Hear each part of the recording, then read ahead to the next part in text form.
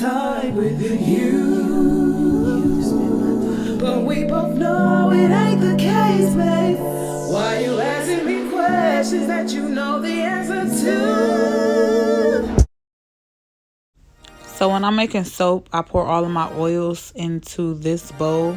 I measure it, then I pour it in my bigger bowl, which is the white one you see.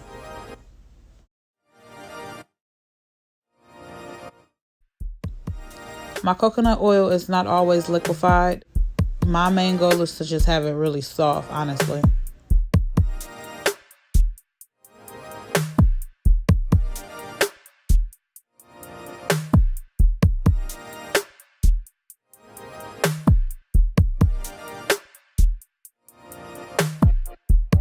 I'm really big on infusing my oils, so you probably see some green tea or some strawberry pieces inside of this. I do strain it, but you know, sometimes some of the little pieces get through, and that's fine as well.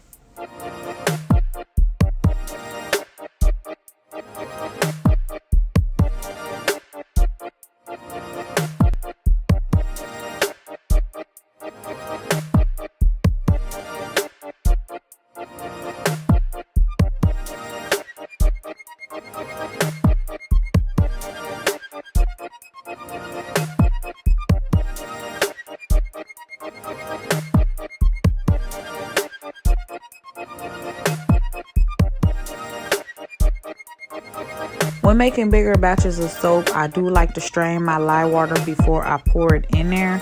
And when I'm pouring at a higher temperature, I also like to strain my lye water.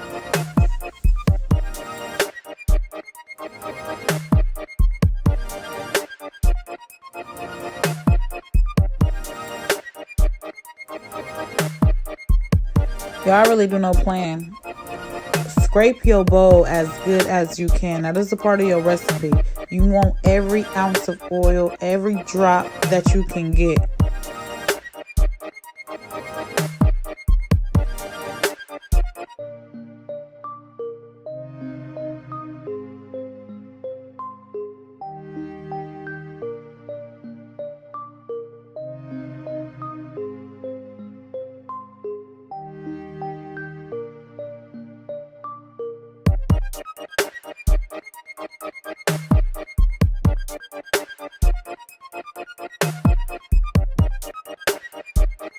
There is no time frame on stick blending. You don't know if you're going to be stick blending from 3 minutes or 10 minutes or 17 minutes. What I like to do is I write down factors that I find to be important.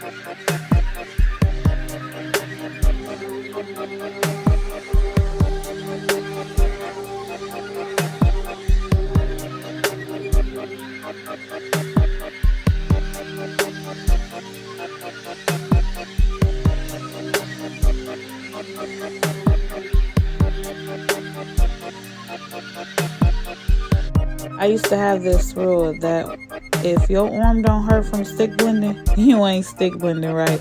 So if your arm hurting, just know you're doing something right. Remember to hit your circles. I always say it like that, but really I just mean go at a speed to where you're not splashing.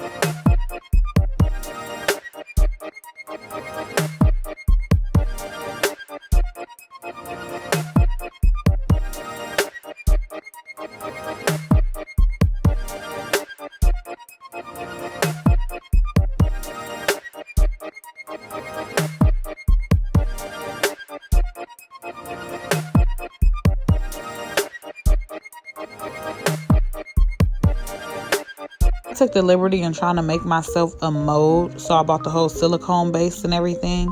And it took me all day to try to figure out exactly how to get this going. But I wanted to show you guys how it came out and how I used it. I would say on a scale of 1 to 10, I did about a 3. But the soap I made was the acai berry and hibiscus soap. That is what this soap is. I also poured inside the mold. You'll see that shortly. And the soap bars, when I cut them up and they cured, I gave them away to my customers when I held a sale. But they do smell good.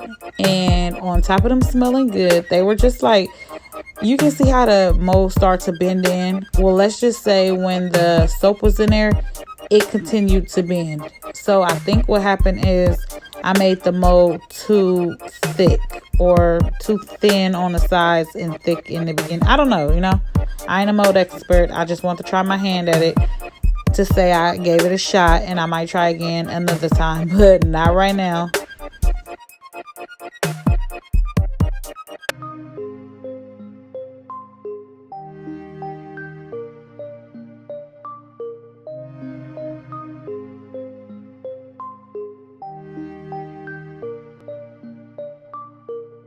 I hate wasting soap. So how I have a little bit outside the mold, that drives me crazy. I will scoop, if it's like still on the mold, I'll scoop it back in. But comment down below, if you are a soap maker, what drives you crazy? Like when you're making soap, what drives you crazy? What's your pet peeves? What get on your nerves?